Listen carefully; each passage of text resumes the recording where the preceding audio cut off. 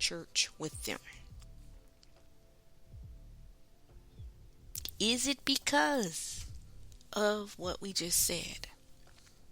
My question: why do you want him to attend with you? Now, we're going to take that question. We're not going to answer it now. We're not going to dig on it, but that's just a question, right? You want this. You've been wanting this, right? But why? So we're going to take that question and put it over to the side, and we're going to go into some other stuff together, okay? It says, what I want my women to do right now. Remember, ladies, this is us digging deep within ourselves. We're learning of ourselves. We're becoming better women, okay? Besides being a wife, you are a woman. And whether you're single, married, dating, engaged, or married, whatever, you are an individual who want to be the best you, right? You want your best, you want to live your best life, okay? No matter what your status is, whatever your marital status, you want to enjoy life, okay? So, what I want you to start with, I know what we said we're going to talk about. Don't worry, I'm going to get back to it. But before we go to the church part, we're going to start with the part. Now, don't ask him this, okay? But I want you to ask yourself this question about your mate. Is your husband or your man, is he truly happy? Think about it. Do you know, or can you say that the man that you are with is truly, genuinely happy?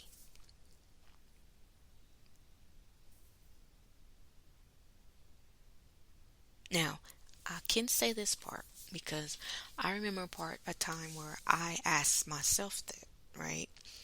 And I can look back and I'm like, really, I don't think a woman would really know the real answer to this unless herself, if she's truly happy and aligned, then she can be able to really answer that question. Because, ladies, like I always say, and that's my theme, it starts with you, okay? If you are a high vibing woman, happy, excited about life, excited about the relationship, you should see and feel the lowness or the lack thereof in your mate, okay?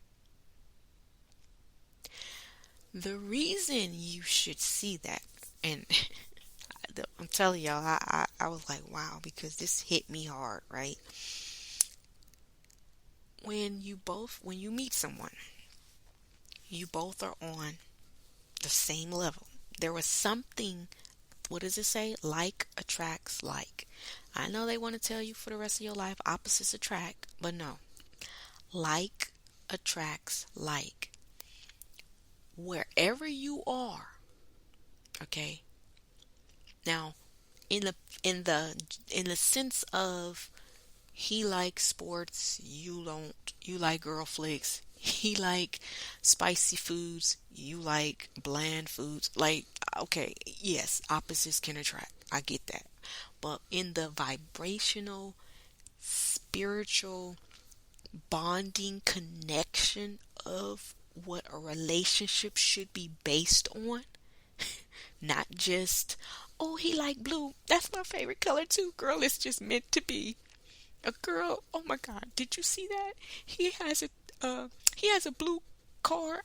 I have a red car. Like we're just yin and yang.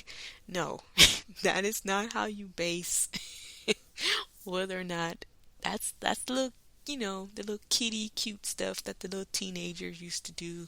I don't even think they do it no more, but you know, that's how things used to go. And but when you first meet, there was some reason you two came together. Whether it was in a bus station, on the bus, in the library, at church, what at work, wherever it was, you on a bus stop, he driving down the street, and he see you. There's something that drew you guys together. You think it was because you was cute and he liked it, or he, if you got a big butt, he saw it. Or he saw your breast. You think it's something that, but it's a lot deeper than that, right? So something drew you guys together, and at that particular time, whether that was who you were all the time, or whether that was just at that particular time, you guys matched. Okay? So say that was just a fluke day, right? But because you guys connected that day and you were on that high flying excitement, butterflies, oh my God, he's cute, he's fine, or just the fact that, oh my God, a man showed me attention, it stayed high because it was fresh, it was new. So you're excited, right? Now you're together. And now you can be who you really are. Because you're not trying to, you got him, he got you, whatever, right? So now you are on your regular vibe that you're usually, right? You're in your regular zone. And he's in his.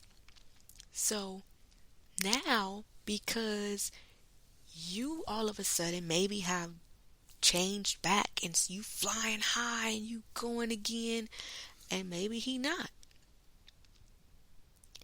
you must now give him time and understand where he is. It's okay. Like, you cannot look at the person you're with, and because you guys are not on the same level at all times, doing the same thing, thinking the same thing, completing each other's sentences, that something's wrong with them. Okay? You must realize that if he's not excited, if there's something going on with him, then there's something you need to do within you to stay in line with who you really are, that will help him get in line with who he is. Okay? I know y'all like, huh? But some of y'all get me, some of y'all is clicking, it's making sense. But just work with me, okay? So, if you see a lack, right, of happiness in your mate, understand this, ladies. Words do not teach, okay? Nagging does not change things, all right? Contrary to what you think or what you feel, it will not help, okay? Get out! That's what you're going to hear. If he don't say it, that's what he's thinking. Every time you nag, within, he's saying, get out! Okay, I'm just saying. Think about it, right?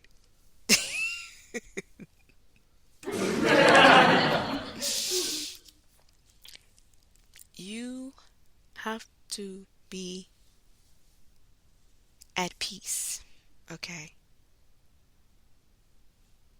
Nagging does not change things. But one thing that I do know that changes things, if you're listening to me and you are a believer, prayer. Prayer changes things. Believing changes things. Maybe you don't believe in prayer, okay? Well, but you believe, right? Believing changes things. Keeping your mind at peace, or keeping your mind stayed on Jesus. You staying happy and optimistic. That's what I wanted to do. See, we're in class today, so we're gonna learn this together. This is not your typical podcast.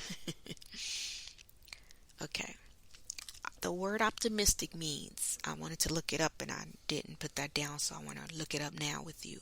It says hopeful and confident about the future. Wow. So ladies, you want to stay happy and you want to stay, what does it say? Confident and hopeful about the future. Now, you should have wrote that down, because that is one of the things that's going to help us with the topic that we're talking about today. Okay? Because right now, at this present time, in your eyes, he's not doing something that you want him to do. Okay? And all you've been doing up until this point is focused on what he's not doing, which is going to church with you. Or some of you reading the Bible or praying, whatever it is that he's not doing with you. Okay, it can go broader than that. You want him to go shopping with you. You want him to go to your mama's house with you. You want him to go, I don't know, to the grocery store with you. Like, some men just have places they do not go, right?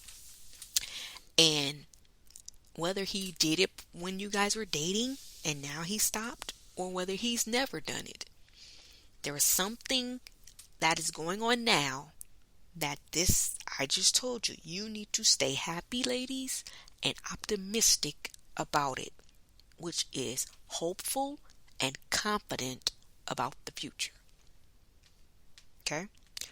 Focus on, and this is what I wanted you to do, because like I said, I'm not telling you nothing I have not done, nothing I did not learn by trial and error myself. And that's why I can speak on it. Okay? So I'm talking to a woman who is where I used to be right now. And she really genuinely wants her marriage to work. She genuinely wants things to change, but she doesn't want to be that pestering, nagging wife. She just wants peace in her home, right? She done been to counseling. She done been to therapy. She done prayed. She done fasted. She done cried. She done complained. She done had the what do you call those? The gossip fest on the phone with her girls. She done did the happy hour where 7, 8 of y'all around the table talking about each and every thing that ain't going right with what's going on with you and your man. Like, she done been to all of that and ain't none of it worked. And I'm here to tell you now why. Because attraction. What you dwell on, what you think on, what you talk about, that's what you get. Okay? If you go to a buffet and you're going to eat, when you go to that buffet, what do you focus on? Do you focus on all the foods that you do not like? No. You focus on your mind. Before you get there, you already know. You can taste it. You like, yeah, today Thursday and they gonna have my steak. Your mouth start watering before you even get in the door. You know what you got to get. Because every time you go there, you know what they got. And you know your favorites, right? And it's buffet style. Oh yeah, you about to dig in. You about to tear it up, right? But you don't think not once about, girl, they be having carrots and broccoli and peas and whatever you don't like, liver, and you ain't thinking, it don't cross your mind, right? When you get there, you in heaven. You in la la land. Because the only thing you focused on is the food you want. You smiling and grinning at folks you ain't never met. Folks you wouldn't have probably thought twice